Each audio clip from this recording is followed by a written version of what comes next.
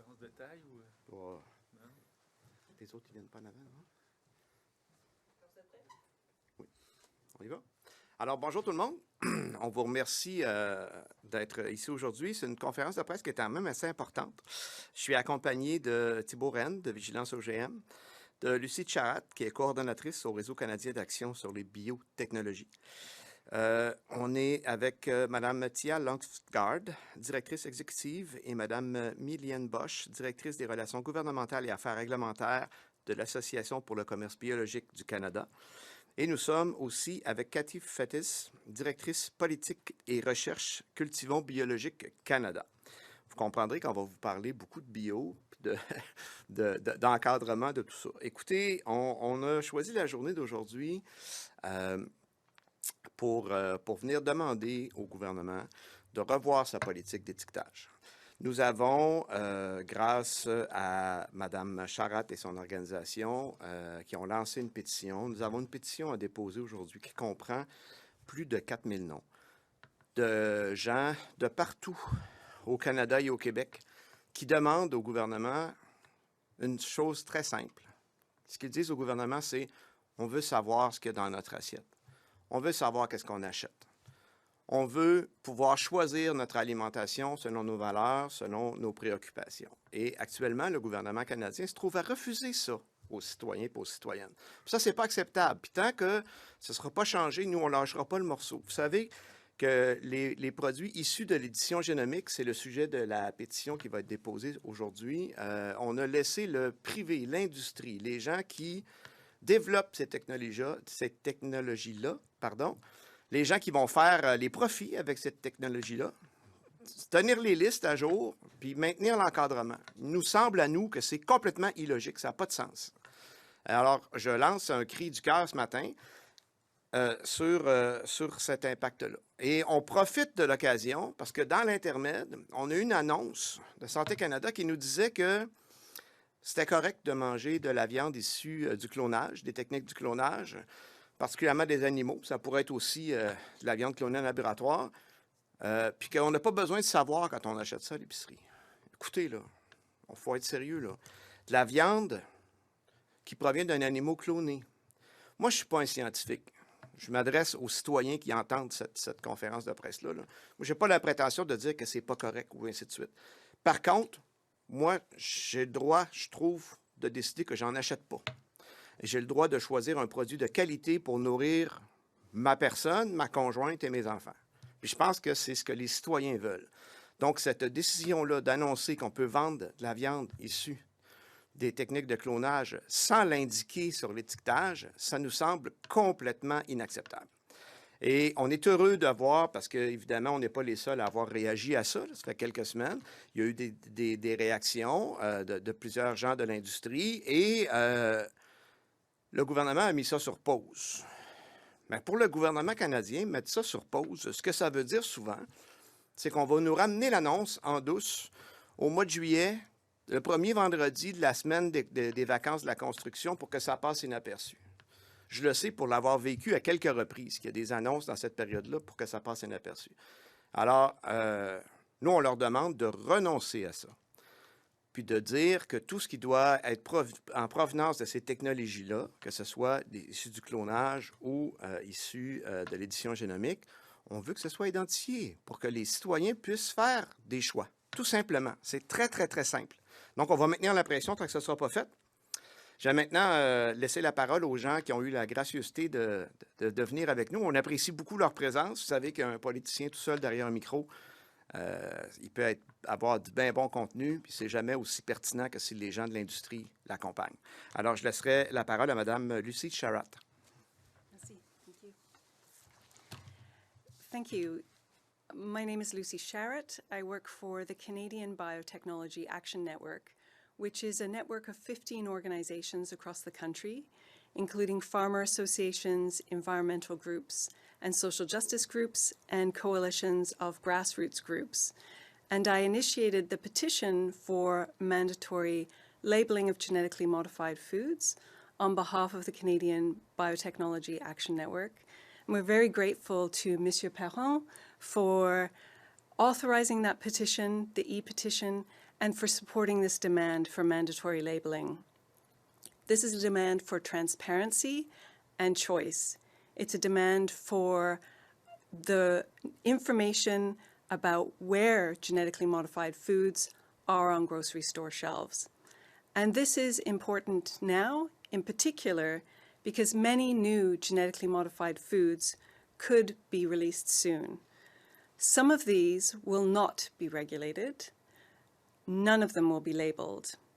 Health Canada has just approved a genetically modified purple tomato, which could be sold as soon as next year. As outlined in the petition preamble, new genetically engineered foods developed using gene editing, techniques such as CRISPR, may not be assessed for safety by Health Canada. And this also means that they will not be listed as approved, because they will not be approved. They will not be assessed as safe. They will be assumed to be safe. And this also means there is no mandatory transparency.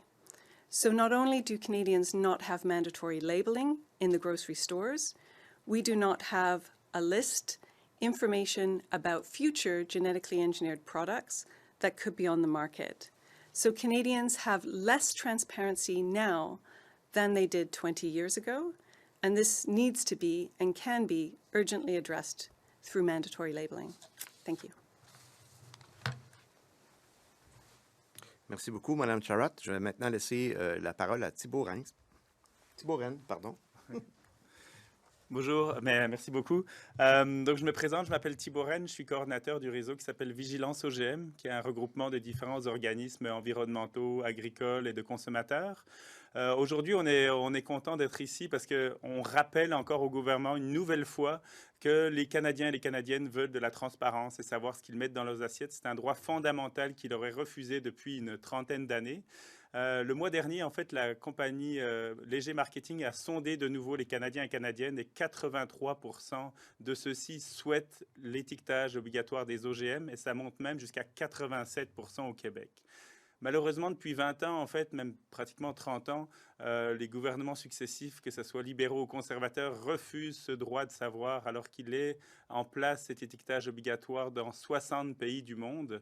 Et il est d'autant plus urgent maintenant de le mettre en place que, comme le disait Lucie, en fait, avec l'édition du génome, les nouveaux OGM, en fait, ils peuvent arriver sur le marché avec encore moins de transparence. Et il faut rappeler que le mois dernier, nos voisins du Sud ont accepté un nouvel animal génétiquement modifié, un cochon, et qui pourrait se retrouver dans nos assiettes au Canada s'il est approuvé sous peu aussi. Donc, il y a urgence pour un étiquetage. Et ce qu'on s'aperçoit, c'est que les compagnies, leur ennemi de l'agrochimie, c'est vraiment la transparence. Et nous, les consommateurs, voulons de la transparence. Et le gouvernement a un choix. Soit il prend le choix des consommateurs qui veulent savoir ce qu'ils mettent dans leur assiette, soit il prend le biais des compagnies qui, elles, veulent cacher d'où viennent leurs produits, comment ils ont été mis sur le marché. Vous savez, il y a plusieurs raisons pour avoir le droit de savoir et avoir le droit à la transparence. Il peut y avoir des raisons de juste savoir comment est produit sa nourriture, des raisons religieuses, mais aussi des raisons environnementales et de santé publique.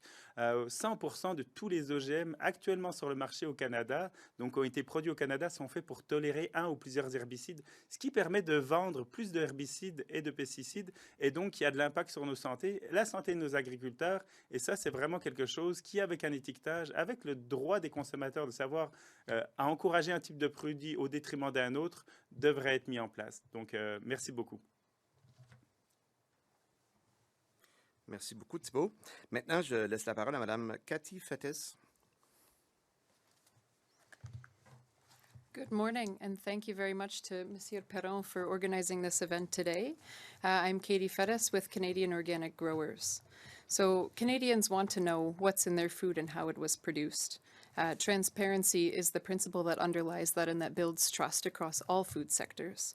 The organic sector has shown that transparent system with clear rules, traceability, and straightforward information for consumers builds confidence.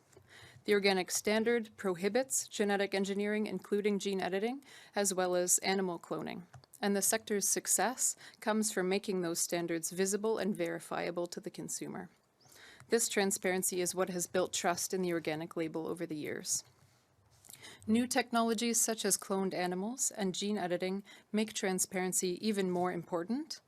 Without clear disclosure, uncertainty can ripple throughout the supply chain and ultimately undermine public confidence.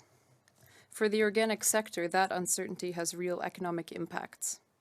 Supply chains must be able to verify that inputs meet these requirements, and when products using these technologies enter the market without disclosure, the risk of non-compliance rises and the costs of that can fall on producers and processors. Canada's organic market is now worth nearly $10 billion per year, with growing demand both here at home and also abroad. But domestic supply in Canada has flatlined, and so we are at a time when Canadian producers have an opportunity to expand production and value-added production, but this lack of clarity might be constraining growth. Mandatory labeling is a practical step to take in this moment that respects consumers, supports farmers and processors by reducing uncertainty, and ultimately strengthens confidence in Canada's food system as a whole. We welcome the government's decision to revisit its approach to cloned meat, and this review should also extend to gene editing. A transparent food system benefits everyone. Thank you.